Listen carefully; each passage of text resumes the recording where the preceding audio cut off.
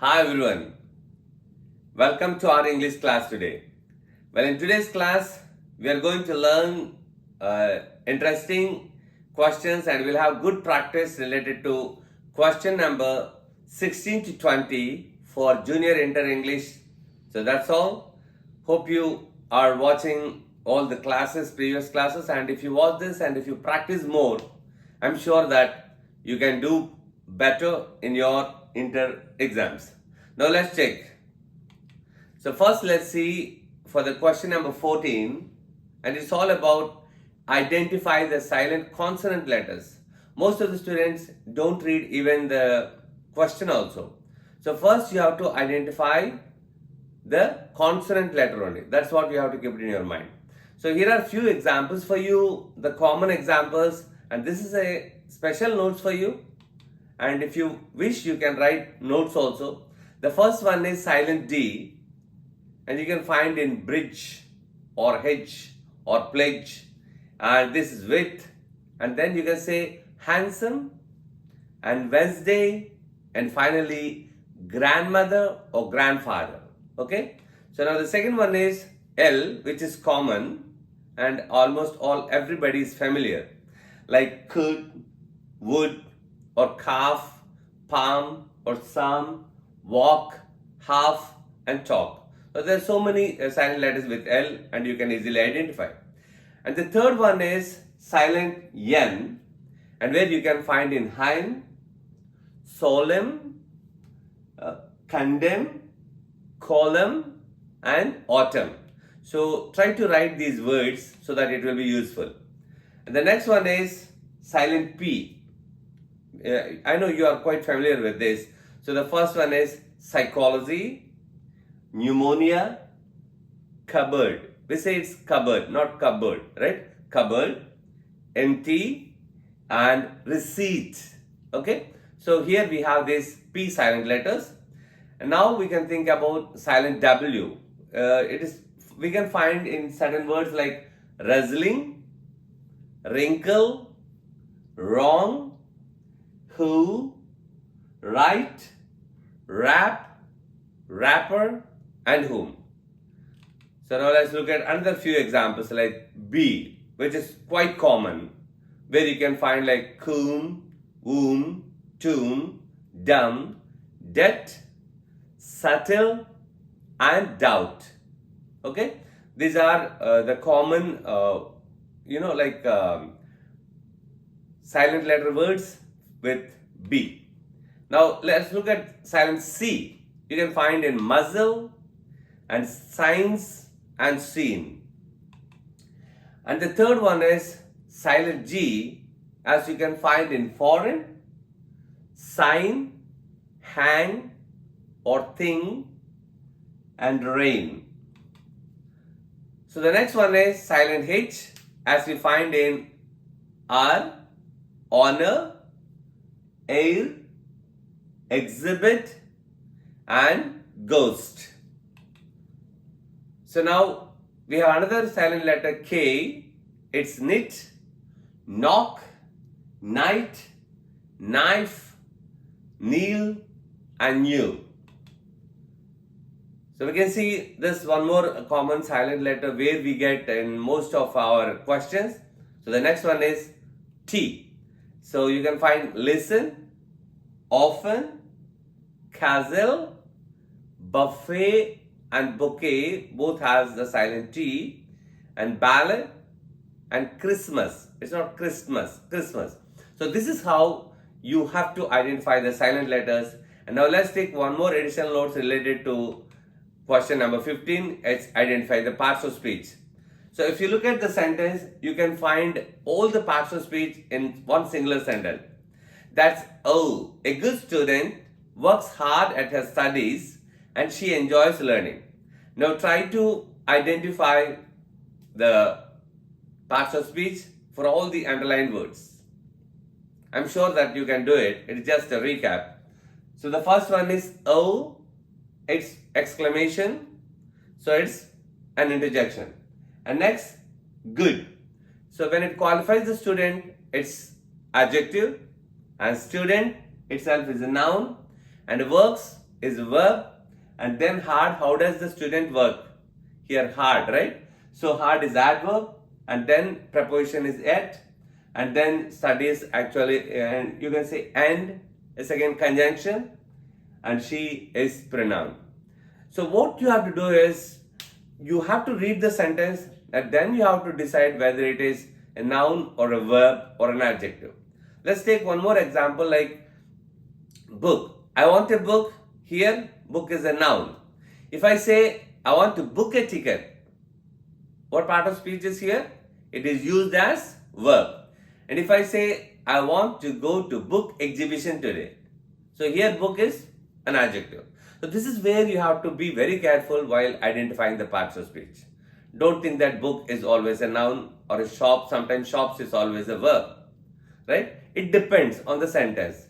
He shops, then it's a verb. I went to shop, it's a noun, like that. So now the question number 16 is all about match the words in column A with their meaning in column B.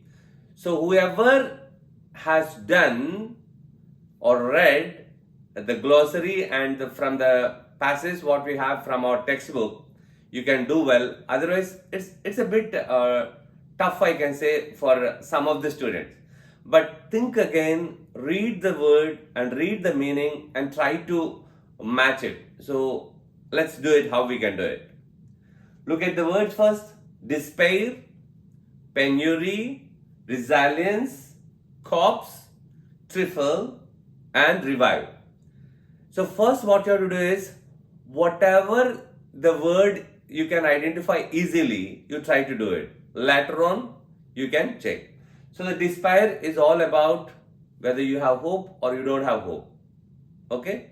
So let's check one by one. So the meaning is E and feeling that there is no hope. So we can say hope in despair. So the next one is penury. So you got you have learned this meaning from your poetry lesson. So it is D and the state of being poor. And the third one is resilience. And you can see clearly the ability to recover from depression. Okay? The corpse. Corpse is it a body or a dead body?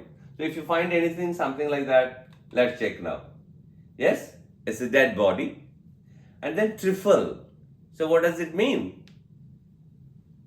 Just think.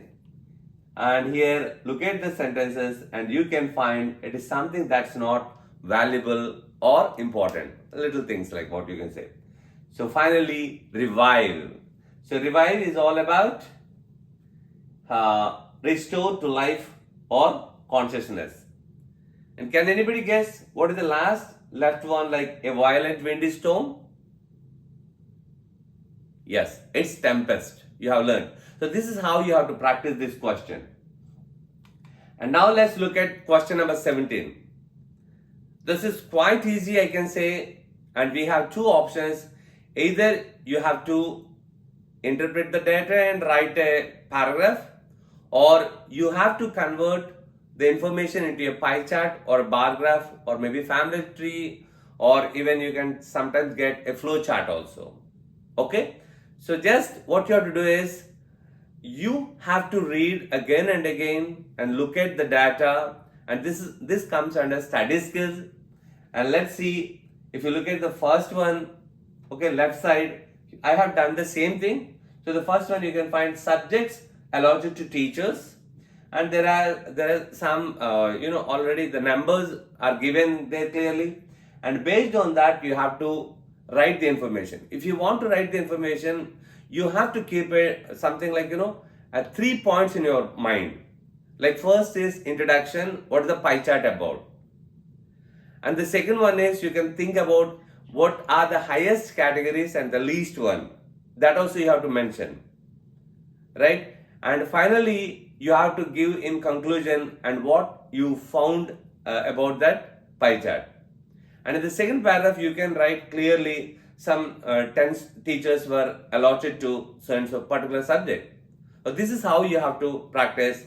In the other case, if you want to draw the pie chart, look at the information and just divide draw a circle and divide, and how many categories or sectors it has, just you have to mention, and you have to draw carefully, right? So you can use some colors, or you can use a small like a circle, and you should be very careful while drawing this, because you are going to get 5 marks out of this. It's not so difficult. So the pie chart shows above represents the number of teachers allotted for different subjects in the school, and the highest number of teachers are allotted to science and English, you can say. And then after that you have to, is it science or English or mathematics? It's mathematics. So you have to say the highest number of teachers are allocated to or allotted to mathematics. Okay, this is how you have to write, and later on you give the percentage for each one, and this is easy. Please don't leave it. And the next one is bar chart. So convert the information into a short paragraph looking at the bar chart. Okay, so data, you have to look at that, and then you have to write the bar chart illustrates how many male and female research students studied 6 different subjects in 2005. Overall, there were more male research students than female in 2005. When there is a comparison, you have to draw the picture like 2005, 2010, and you have to give the data and male and female. If it is possible, try to do with color, and otherwise you can do you can put lines. If you don't have the color, what exactly you can do is you just draw the bar chart and just draw lines like this. It will be enough. The idea is you should be in a position to read the data, interpret the data when you are writing the paragraph, or after reading the paragraph, you should be in a position to convert into a pie chart or bar graph. That's very important. Just practice more. It's not difficult. You have 2 options. Either if you are good at writing, you write this paragraph, or if you are good at drawing, you can represent that one. That's all. Now, so another one is, we have this question is for 5 marks, and it's question number 18, and it's related to phonetics. And what exactly we have to do is, we have 2 options. Either you have to identify the phonetic transcription and write the spelling, or you have to find the similar sounds. So both these questions will test your pronunciation skills. Now let's check the first one. So if you know the vowel sounds easily, then you can write this spellings. And here we have, what is the difference between question number 18A or B is, for 8A we have options, we have number of 10 words, and if you write 6 or 7 or 8, you will get definitely 5. But whereas in the other case, only there is no choice, you have to write all the 5 correctly. If you do something wrong, you will miss. So now let's check the first one. So you can find that is media. And the second one is easily, there is no difference, and only E sound is different, that's family. The third one is, here you have, you can identify the silent letter also, it is knee, right? K-N-E. So the D is train, A sound, A. So it is train, T-R-A-I-N. And the next one is summit, okay? And how should you write it? S-U-M-M-I-T, summit. The next one is compartment. What's that? Compartment. Compartment. So that's how you would write C-O-M-P-A-R-T-M-E-N-T. The next one is amputate. Amputate. The J sound, it indicates like Y, you will find in yes or student, something like that. So you have to write it here, amputate. So the next one is mountain. So the spelling is M-O-U-N-T-A-I-N. The next one, hospital. So it is H-O-S-P-A-I-T-A-L. And the last one is passenger. So it is P-A-S-S-E-N-G-E-R, passenger.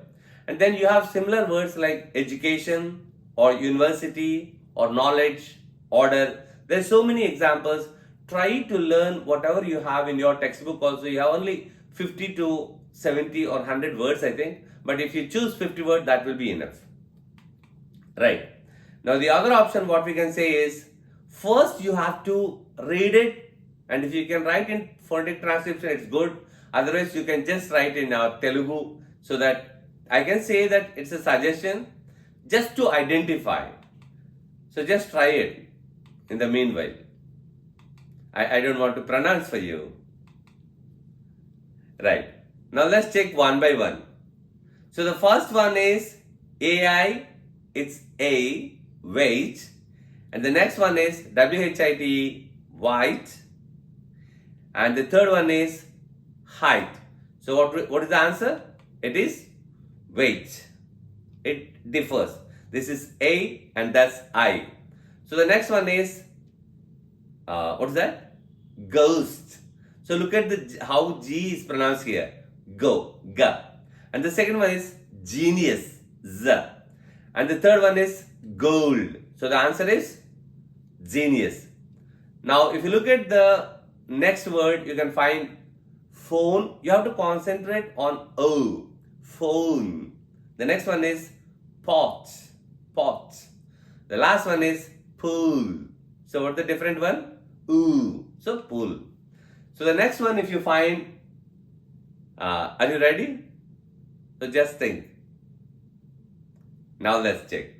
The first one here we have confusion with cart, and you have both CH, but you should not be misled by the spelling, because it is chart and the other one is charisma, not charisma. So the answer you have to write is cart. So the last one is, how do you pronounce? All you have O only, but you have to pronounce like the first one is food, look and cook. If you know at least two sounds, if you are quite familiar, you can do well with this one. Right? Now let's check question number 19. So it's very easy question. I found many of the students are doing quite well. And what all you have to do is, you should know what's a syllable.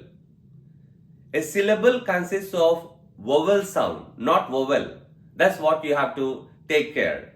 So now just go through it. And I have given in a formula just to make you to understand in a better way. So if you look at the first word, see, day. Syllable is a puff of air like day. The next one is today. The third one is yesterday. So it's just like yesterday. So how well you can break the chunks based on the syllabic unit. So that's very important. And most of the students, if you find D, A and Y, you can find.